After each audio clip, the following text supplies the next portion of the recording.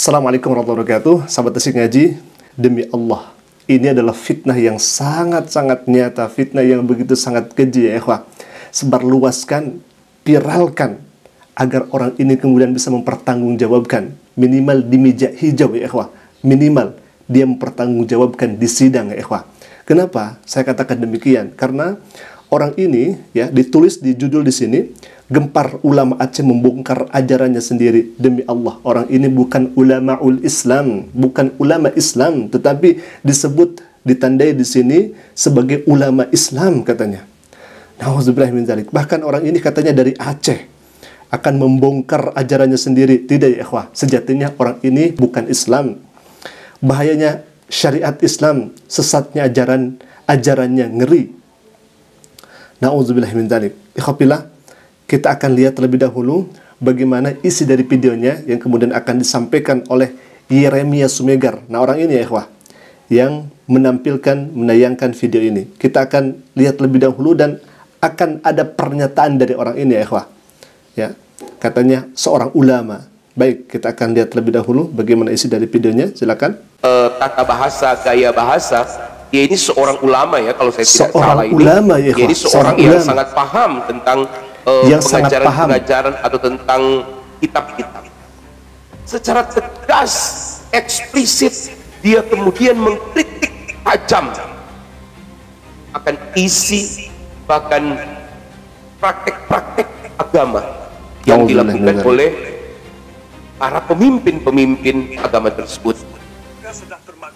Baik, sudah dikatakan oleh orang ini. Orang ini adalah seorang ulama katanya.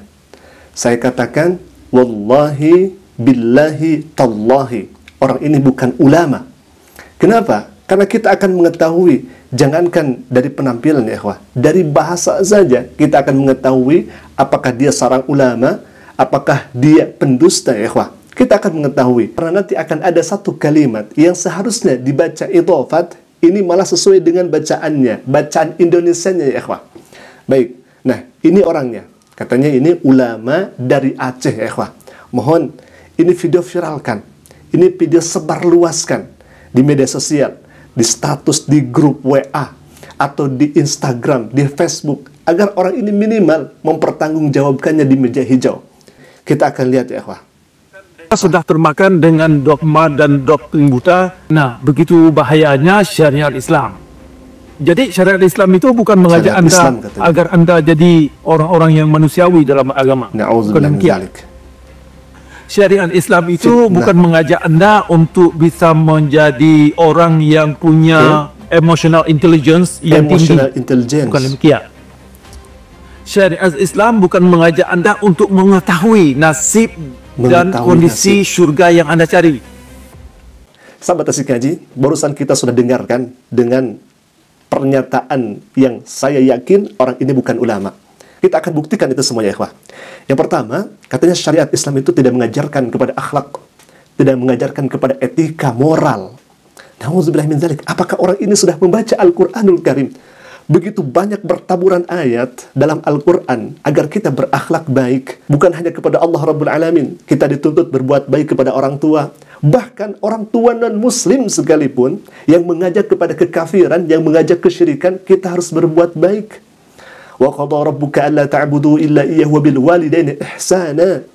Bahkan secara jelasnya Allah berfirman dalam Al-Quran, wabil walidaini ihsana imma yablughanna idzakal kibara ahaduhuma aw kilahuma fala taqul lahumu uff. Jangan sekali-kali engkau membentak, wala tanharhuma wa qul lahumu qawlan karima. Dan kita harus berkata baik, berbuat baik. Subhanallah, itu dalam Al-Quran. Bagaimana lantas kemudian kita berjalan, wala tamshi fil ardi maraha. Jangan engkau sekali-kali berjalan di muka bumi ini dengan sombong. Lalu kemudian kita jangan menyakiti orang lain, la yaskhar qaumun min qaumin. Jangan engkau menghina satu kaum. Banyak sekali ayat di dalam Al-Quran agar kita berlaku baik, agar kita berlaku adil. Innallaha ya'muru bil adli wa ihsan. Allah Subhanahu wa taala memerintahkan agar berbuat adil dan berbuat baik. Lantas orang ini yang katanya ulama, katanya Islam, syariat Islam tidak mengajarkan akhlak, tidak mengajarkan etika dan moral. Waliyauzubillah. Pertanyaannya kemudian, apakah Anda sudah betul membaca Al-Qur'anul Karim? Banyak sekali, ratusan, bahkan mungkin ribuan ayat di dalam Al-Quran mengatur bagaimana akhlak kita, baik kepada Allah, kepada Rasulnya, kepada orang Muslim, bahkan non-Muslim pun diatur di dalam Al-Quranul Karim. Ada ayatnya. Atas orang ini mengatakan di dalam Al-Quran, syariat Islam tidak mengajarkan moral dan etika. Wal'iya'udzubillah. Lalu kemudian yang kedua, orang ini mengatakan, orang Islam yang kemudian belajar Al-Quranul Karim, tidak ada ayat yang memastikan dirinya masuk surga. Na'udzubillah min dzalik. Yakin ya ikhwah, orang ini tidak membaca Al-Quranul Karim. Karena dalam Al-Quran bertaburan ayat bahwa orang yang beriman dipastikan dijanjikan oleh Allah Subhanahu wa taala masuk ke dalam surga. Allah berfirman, "Innal ladzina amanu wa 'amilus solihati ulaika hum khairul bariyah, jazaohum inda rabbihim jannatu 'adnin tajri min tahtiha al-anharu khalidina fiha abada." Sesungguhnya orang yang beriman dan melaksanakan amal saleh, orang tersebut adalah sebaik-baiknya manusia. Lalu kemudian Allah Subhanahu wa taala menegaskan, jazaohum inda rabbihim jannatu 'adnin tajri min tahtiha al-anharu khalidina fiha abada. Orang-orang itu oleh Allah Subhanahu wa taala akan dimasukkan ke dalam surga dan abadi di dalamnya. Kata siapa? Di dalam Al-Qur'an tidak ada kepastian. Ini kepastian yang langsung datang daripada Allah Subhanahu wa taala. Baik ya ikhwah, kita akan lanjutkan lagi. Silakan. Untuk Anda ketahui, kaum ulama yang sudah saya lihat, mereka bukan ahli moralitas dan juga mereka bukan ahli spiritualitas, tetapi mereka ahli pengumpul dongeng, atau ahli cara mereka meriwayatkan dongeng atau mewariskan dongeng-dongeng yang mereka anut kepada orang lain. Asbab al-nuzul adalah konspirasi teori atau cerita dongeng yang dikembangkan dari kitab hadis. Dari sini. Baik, sahabat Tasik Ngaji. Disinilah letak orang ini kita bisa mengetahui bukan seorang ulama. Kenapa? Baik, tadi dia mengatakan asbab al-nuzul. Ini hemat kami sangat ngakak ya ikhwah. Sangat lucu. Masa ada ulama yang mengatakan asbabun nuzul menjadi asbab al-nuzul? Asbab al-nuzul itu tulisannya. Sedangkan bacaannya harusnya dibaca asbabun nuzul. Kenapa? Karena kalau misalkan idhofat asbab dengan an-nuzul harusnya disambungkan. Memang tulisannya asbab al-nuzul, tapi cara bacanya, kalau misalkan dia seorang ustadz, kalau misalkan dia seorang alim atau dikatakan seorang ulama, harusnya dia pandai membacanya asbabun nuzul. Seperti dalam Al-Quran suratun Nisa, ditulisnya Al-Nisa. Al-Nisa ditulisnya seperti itu. Tapi harusnya dibacanya An-Nisa, karena akan diketawakan ya ikhwah kalau misalkan dia mengatakan surat Al-Nisa, tidak kemudian dibaca An-Nisa. Kalau misalkan ada alif lam menghadapi nun, itu harusnya alif lam syamsiyah. Artinya alif lamnya langsung dimasukkan ke nun, jadi an-nisa. Begitupun asbabun nuzul. Asbab al-nuzul itu ditulisnya, tapi dibacanya harus asbabun nuzul. Ini menandakan bahwa orang ini tidak bisa mengidhofatkan, menyambungkan antara asbab dengan an-nuzul. Harusnya disebut asbabun nuzul. Masa ulama seperti itu bacanya asbab al-nuzul, al-nisa. Harusnya kan dibaca asbabun nuzul dan an-nisa. Nah, khopilah, menarik. Ketika orang ini mengatakan bahwa asbabun nuzul itu adalah dongeng-dongeng katanya. Na'udzubillah min dzalik. Periwayatan asbabun nuzul itu sangat ketat. Salah satunya misalkan contoh, kami bawakan contoh, ada ayat yang kemudian Allah berfirman dalam Al-Quran, Al-yawma akmaltu lakum dinakum. Hari ini telah aku sempurnakan bagimu agamamu, yakni dinul Islam. Nah, ayat ini ada sebab-sebabnya turun. Kenapa ayat ini oleh Allah Subhanahu wa taala diturunkan? Ternyata sebab-sebab turun ayat ini, yang pertama, memang itulah akhir-akhir di mana Nabi Shallallahu alaihi wasallam mendapatkan wahyu daripada Allah Subhanahu wa taala. Bahkan bertepatan dengan haji, dan haji itu disebut dengan haji wada, haji perpisahan ya ikhwah.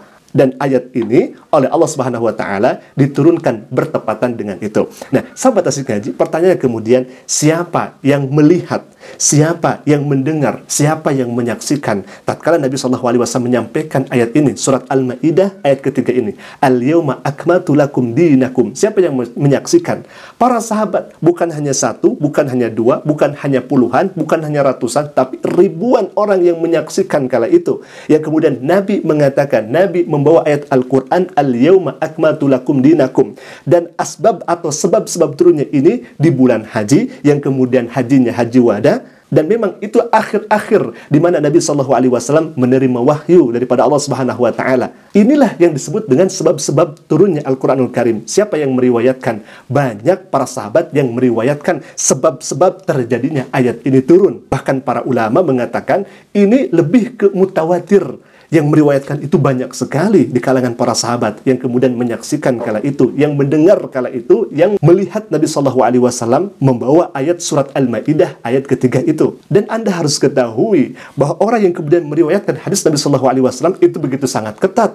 Harus dabtu fis sudur, harus kuat dari lisannya, harus kuat dari hafalannya. Kemudian dia harus bertakwa, dia tidak boleh berbohong. Dan kalau misalkan ada kebohongan, maka derajat hadisnya bisa turun, bisa menjadi dhaif, bisa menjadi maudhu, bahkan matruk, karena salah satu periwayatnya ada yang dusta.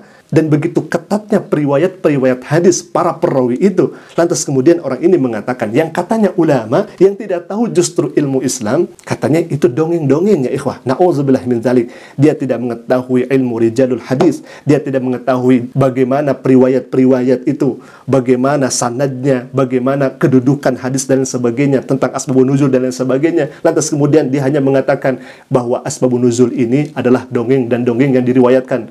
Na'udzubillah tsumma na'udzubillah min dzalik. Ikhwafillah, sebarluaskan, jelas ini fitnah nyata. Katanya ini adalah ulama dari Aceh, dan kami pastikan ini adalah dusta dan fitnah yang sangat nyata. Ikhwafillah, semoga bermanfaat, dan ini counter kami, semoga ada manfaatnya untuk kita semua. Aku qouli hadza ala famini. Assalamualaikum warahmatullahi wabarakatuh.